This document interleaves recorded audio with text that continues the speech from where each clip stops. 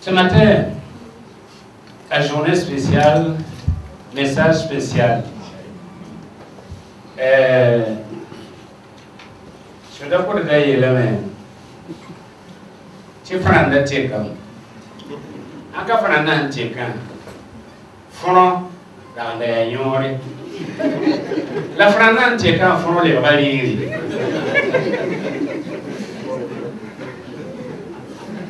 Il n'a pas été là. Amen. Amen. Nous voulons simplement dire un homme est un homme. Il n'y a pas eu de changement. L'homme est homme. Et ça veut dire que c'est quelqu'un qui se consacre. Ça veut dire que c'est quelqu'un qui se donne. Notre texte de base, en fait, le thème de ce matin, c'est vivre à la hauteur de l'attente de Dieu. Vivre à la hauteur de l'attente de Dieu. Et notre texte de base, c'est Luc 13, les versets 9, le verset 6 à 9. Luc 13, verset 6 à 9. Luc 13, verset 6 à 9. Où il dit encore cette parabole. Un homme avait un figuier planté dans sa vigne. Il vient pour y chercher les fruits et il ne trouva point. Alors il dit au vigneron, voilà 3 ans que je viens chercher des fruits et je n'en trouve point. Coupe-le, pourquoi occupe-t-il la terre inutilement? Le vigneron lui répondit, Seigneur, laisse-le encore cette année, je creuserai tout autour et j'y mettrai du fumier. Peut-être à l'avenir donnera-t-il des fruits, sinon tu le couperas. Et nous avons un parallèle dans Ézéchiel au chapitre 22, verset 30, où Dieu dit, je cherche un homme qui se tienne à la brèche pour intercéder, et le résultat a été, mais je n'en trouve pas. Dans les deux cas, que ce soit dans Luc chapitre 13 ou dans Ézéchiel chapitre 22, eh bien le résultat a été que les gens n'ont pas vécu à la hauteur de l'attente. C'est-à-dire Dieu a investi, mais Dieu n'a pas pu récolter les ristournes. Dieu a investi, mais Dieu n'a pas pu recevoir la production qui lui était due. Vivre à la hauteur de l'attente de Dieu. Quelqu'un disait, on est mâle par naissance, c'est-à-dire le mâle, contraire de féminin. On est mâle par naissance, mais on devient homme par choix.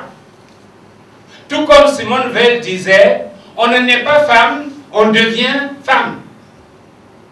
On ne naît pas femme, on devient femme.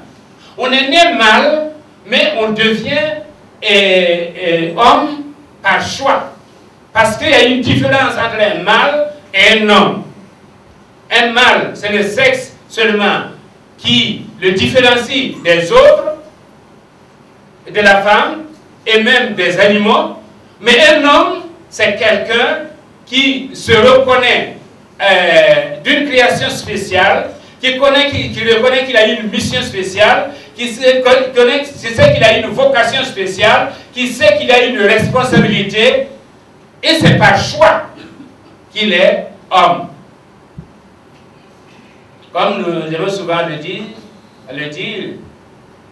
il y a plusieurs mâles, mais il y a très peu de maris ou très peu d'hommes accomplis, d'hommes complets.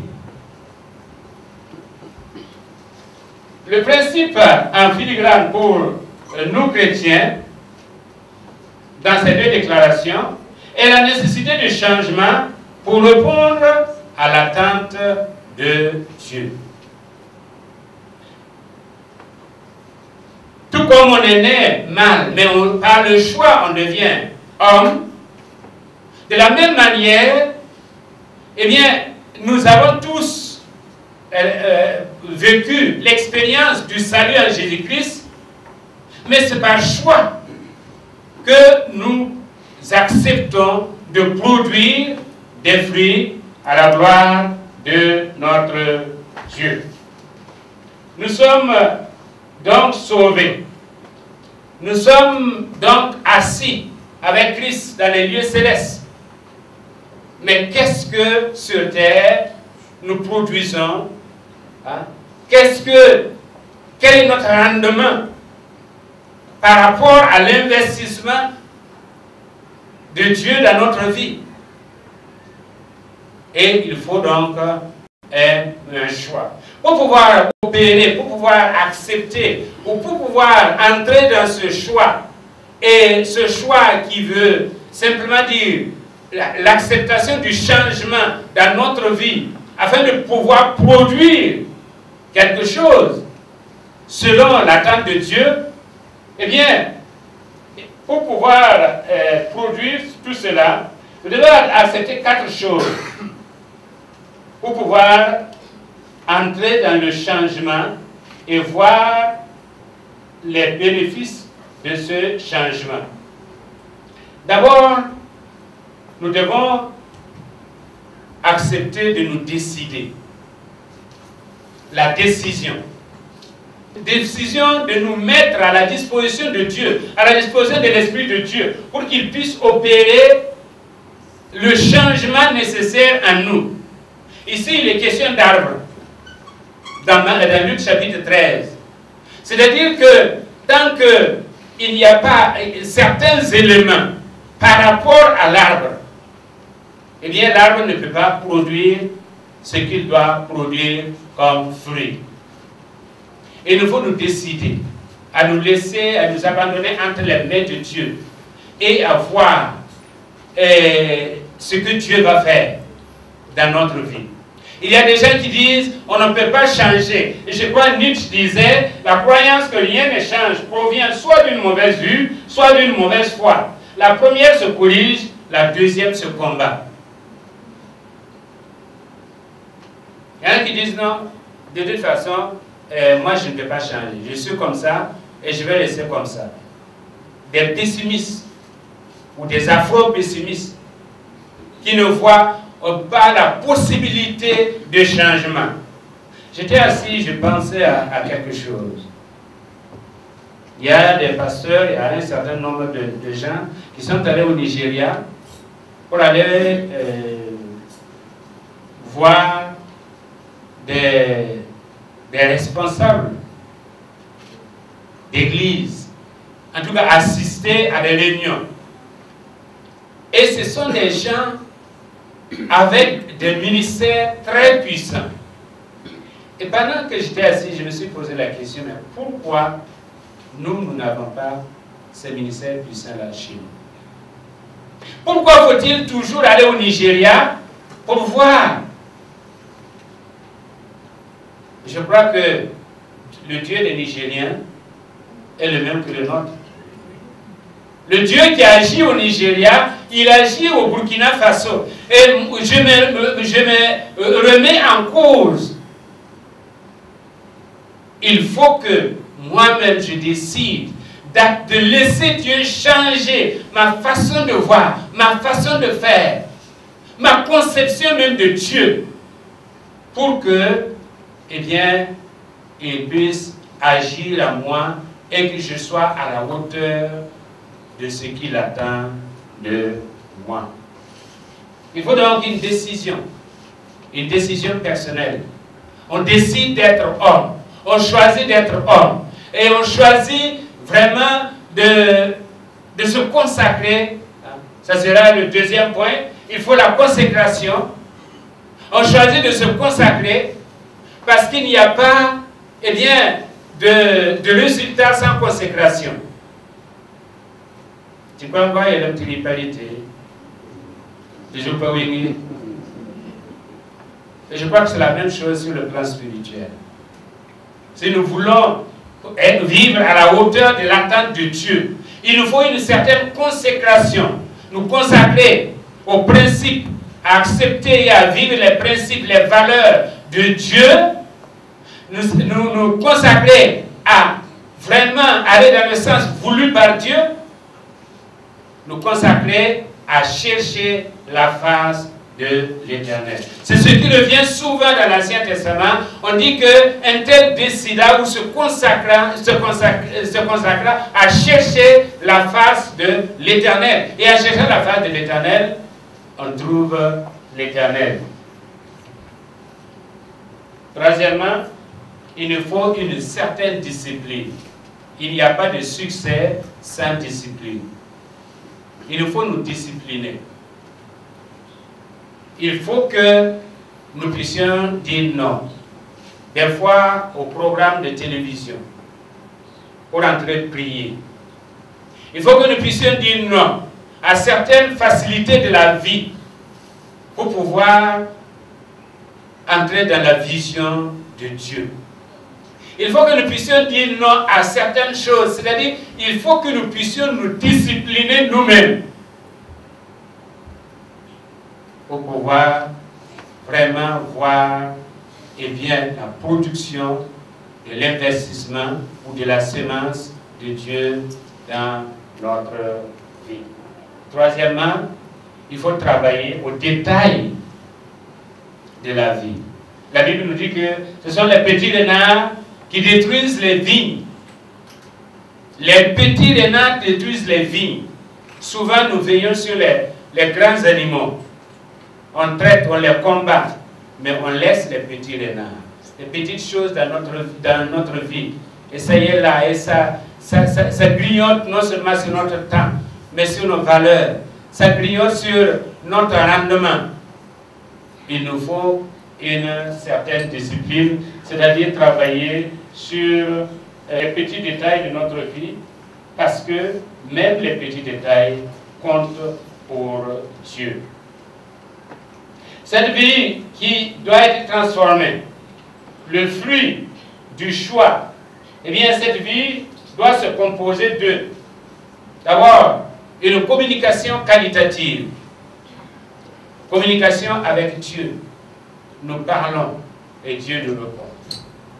Et la Bible nous dit que Dieu parle tantôt d'une manière ou tantôt d'une autre, et on n'y prend pas garde.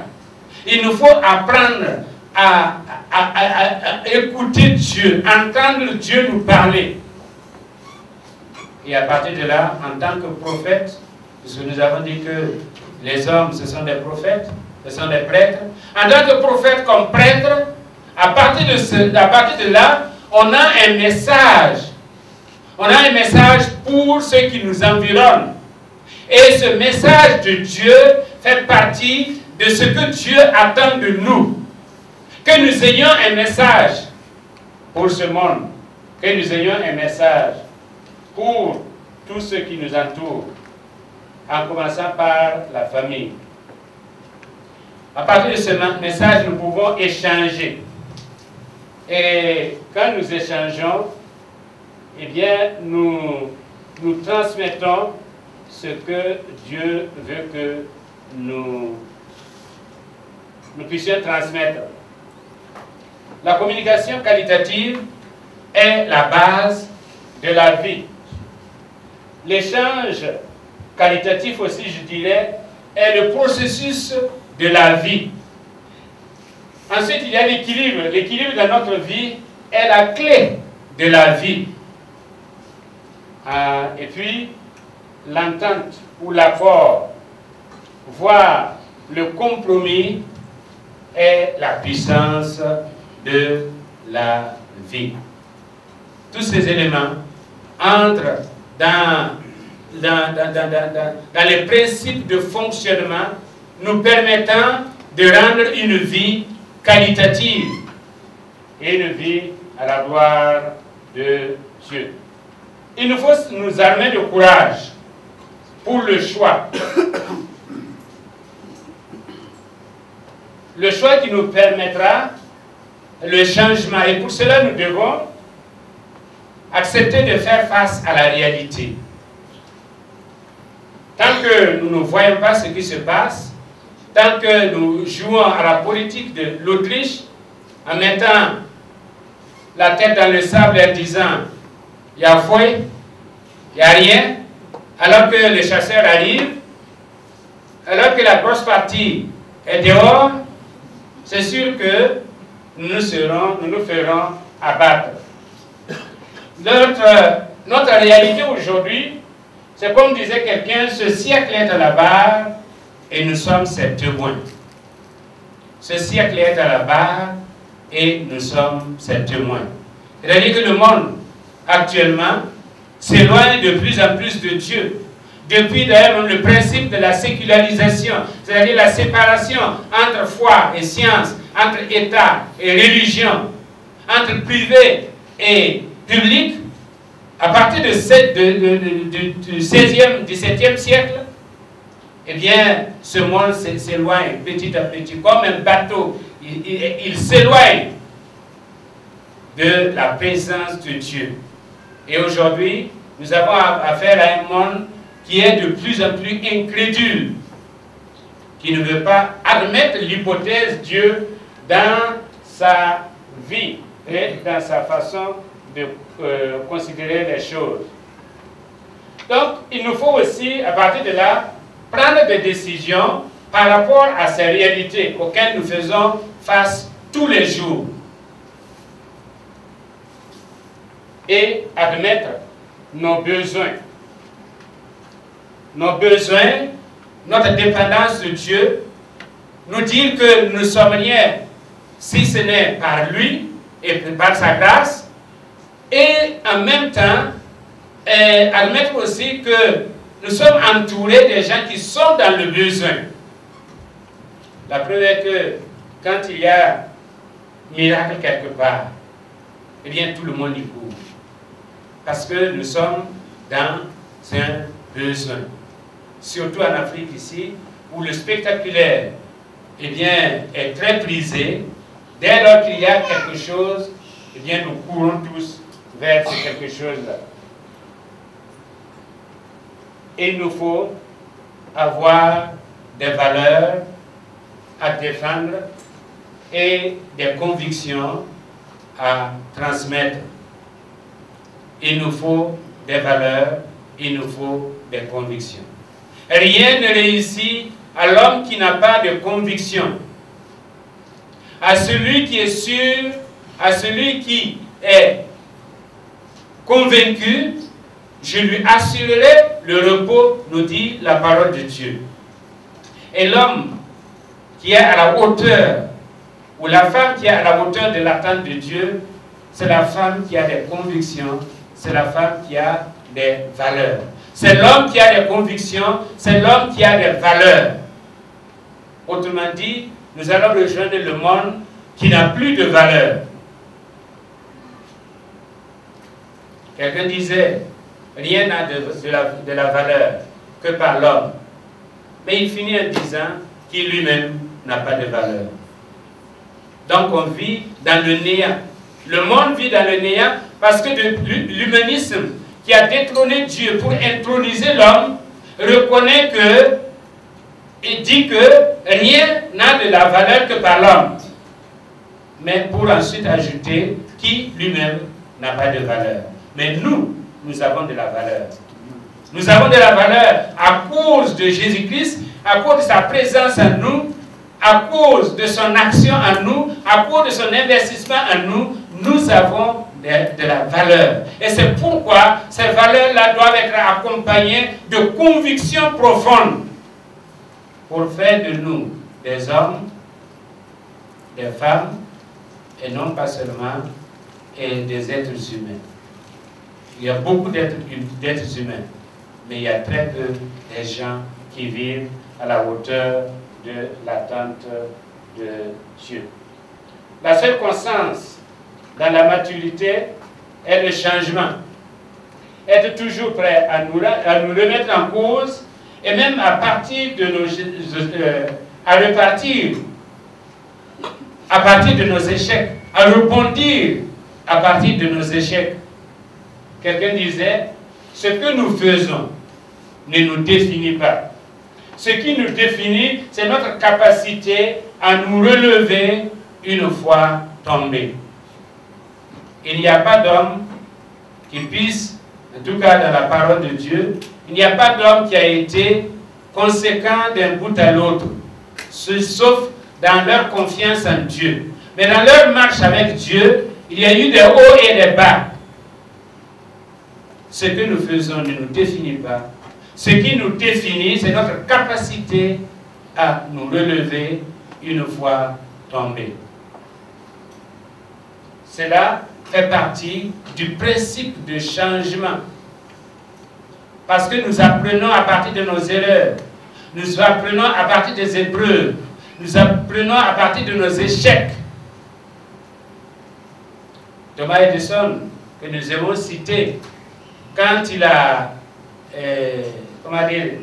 quand son usine a brûlé, le lendemain, ils se sont réunis, il a réuni son staff, ils ont fait la planification de la construction de la nouvelle usine, et ce n'est qu'à la fin de la réunion qu'il a dit, comme disent les Anglais, by the way, entre autres, en passant, mais où est-ce qu'on va trouver l'argent? Est-ce que quelqu'un a de l'argent pour nous prêter?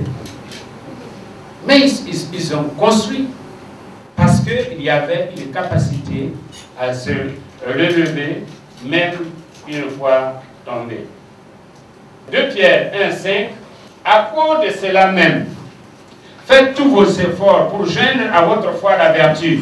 À la vertu, la connaissance. À la connaissance, la maîtrise de soi. À la maîtrise de soi, la patience. À la patience, la piété. À la piété, l'amitié fraternelle. À l'amitié fraternelle, l'amour. Car si ces choses sont en vous, elles ne vous laisseront point oisives ni stériles pour la connaissance de notre Dieu. Je dirais ces éléments ou ces valeurs que Dieu nous donne, ce sont ces choses-là qui permettent le changement. Parce que Pierre termine en disant, et si ces choses sont en vous, elles ne vous laisseront point oisives ni stériles pour la connaissance de notre Seigneur. Nous parlons de production, nous parlons des gens qui vivent à l'attente selon l'attente de Dieu. Nous parlons d'arbres qui doivent produire des fruits. Et Pierre nous dit, si ces choses sont en nous, elles ne nous laisseront pas stériles ni oisives. Il montre le processus de l'acquisition de ces choses-là, ou le processus du développement de ces choses-là, nous permettant d'être des hommes, nous permettant de produire à la gloire de notre Dieu. Parce qu'en fait, être homme et être comme Christ sont synonymes.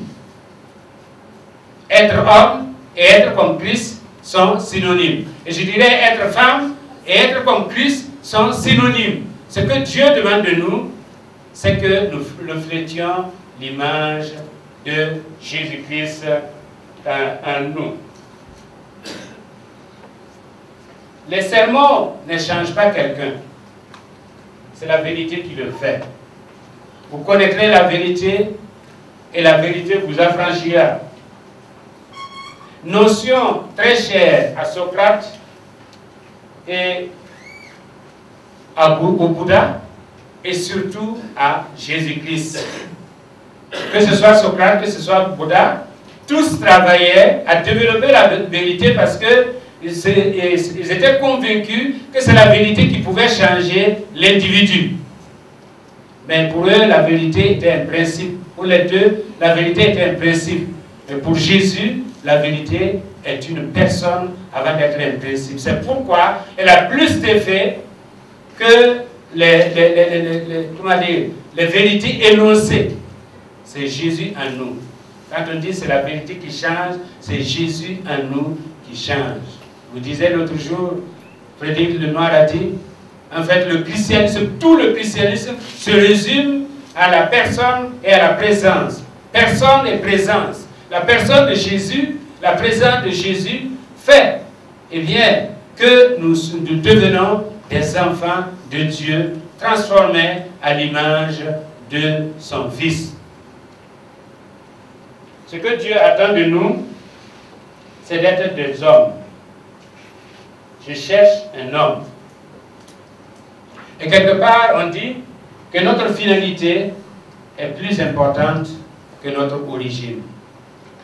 Notre finalité est plus importante que notre origine. Tout le monde peut naître mal. Tout le monde peut être humain. Mais ça, c'est notre origine. Maintenant, quelle est notre finalité? Notre finalité vient de notre choix, vient du changement que Dieu opère dans nos vies. Et c'est ça qui est plus important que notre origine. Notre finalité est plus importante que notre origine. Et c'est pourquoi nous invitons le Seigneur à opérer le changement en nous. Satan n'a aucun droit sur nos vies.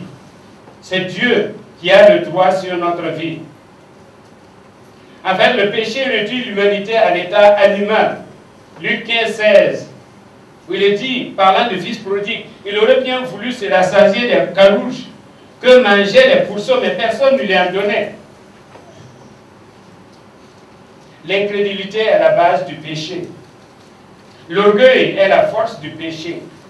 La déception est le caractère du péché. Dans 1 Timothée 3, 1 à 10, eh bien, la grâce de Dieu qui découle de la croix nous positionne pour être des leaders à la hauteur de son attente. Le verset 2 nous dit, il faut donc que l'évêque soit irréprochable, mari d'une seule femme, sobre, modéré, réglé dans sa conduite, hospitalier, propre à l'enseignement. Et le verset 3 nous dit, indulgent, pacifique et désintéressé. Voilà quand nous faisons le choix d'appartenir à Jésus-Christ, de nous consacrer totalement à Jésus-Christ, ce qu'il fait dans notre vie, nous permettant d'être ces éléments nécessaires, d'être ces enfants avec le comportement qui lui plaît. Notre vie appartient à Jésus-Christ. Dieu possède nos vies et nous ne sommes que des gestionnaires. Mais la possession, le droit de possession appartient à notre Seigneur Jésus-Christ. C'est pourquoi celui qui possède, il est en droit d'attendre quelque chose de ce qu'il possède. Il est en droit d'attendre de nous les qualités requises, les qualités qui font de nous des enfants de Dieu. 6 catégories de qualification pour le leadership, selon Timothée que nous venons de lire. Il y a la réputation, il y a l'éthique, il y a la moralité, il y a le bon tempérament, les bonnes habitudes et la maturité. Hommes de toutes les églises et assemblées de Dieu, Dieu vous qualifie. Dieu vous qualifie. Si vous vous laissez qualifier, Dieu vous a mis à part et voulait vous changer radicalement pour que vous soyez des hommes et des femmes sur lesquels il peut compter. Je disais l'autre jour que Pierre avait posé la question à Jésus. Dans l'économie du salut, Pierre a demandé, mais si aujourd'hui, si les hommes échouent, qu'est-ce que tu vas faire? Et Jésus a dit, si les hommes échouent, dans l'annonce de l'évangile, je n'ai pas de plan B. Je n'ai qu'un plan A. J'ai confiance dans ces hommes-là. Dieu vous fait confiance. Dieu nous fait confiance. Dieu nous a tellement fait confiance qu'il a tellement investi en nous, avec des dons, des talents. Nous demandons simplement de les mettre au service de son œuvre. Pour conclure, je dirais simplement, Obéie disait, retire-toi dans toi, parais moins et sois plus. Retire-toi dans toi, parais moins et sois plus. Prends la décision de te retirer en toi. Prends la décision de ne plus paraître, mais d'être. D'être pour le Seigneur Jésus-Christ. Parce que ce que Dieu attend de nous, pour que nous puissions vraiment vivre à la hauteur de l'attente de Dieu, c'est quand nous sommes pour lui, au lieu de paraître pour lui. Il y a tellement de faux, et comme on dit visage de faux, c'est pas seulement usage de faux, mais visage de faux, que Dieu a besoin du vrai. Il a besoin que nous soyons nous-mêmes. Il a besoin que nous soyons réels. Retire-toi dans toi. Sois moins et parais plus. Dieu a investi en nous par son Fils et en retour, il attend de nous le rendement à la hauteur de cet investissement. Cet investissement nous donne le savoir, le savoir-faire et le savoir-être pour que nous soyons pour lui, pour que nous soyons comme lui. Pour être pour lui, il faut être comme lui. Dieu a investi en toi, Dieu a investi dans les hommes, et Dieu attend des hommes qu'ils soient des responsables, qu'ils soient des leaders, qu'ils vivent et qu'ils agissent à la hauteur de ce qu'il a investi dans chacun de nous. Que Dieu nous bénisse. Amen. Oh, Jésus, à toi.